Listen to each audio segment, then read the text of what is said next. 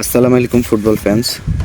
রবিবার রাত 10টায় FIFA club world কাপের শেষ 16-এর প্রথম ম্যাচ অনুষ্ঠিত হতে যাচ্ছে যুক্তরাষ্ট্রের মার্সিডিজ বেঞ্জ স্টেডিয়ামে।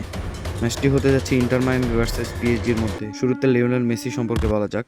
ফুটবল বিশ্বের সর্বকালের সেরাদের মধ্যে একজন লিওনেল মেসি, যার বাঁ পায়ের জাদু দেখতে মুখিয়ে থাকে ফুটবল বিশ্ব। 2টি কোপা, 1টি ওয়ার্ল্ড কাপ ও 4টি চ্যাম্পিয়ন্স লিগ আছে যার ঝুলিতে। অপরদিকে মেসির সাবেক কোচ, পিএসজির বর্তমান কোচ এমন একটি টিম দাঁড় করিয়ে রেখেছেন যে লুই এনরিকের অধীনে এই মৌসুমে পরমের তুঙ্গে রয়েছেন পিএসজি। এই মৌসুমে যারা লিগ শিরোপা সহ চ্যাম্পিয়ন্স লিগ জিতে নিয়েছে, চ্যাম্পিয়ন্স লিগ ফাইনালে তারা ইন্টার মিলানকে পাত্তা না দিয়ে 5-0 গোলের বিশাল জয় উপহার দেয় তাদের ফ্যান্সদেরকে।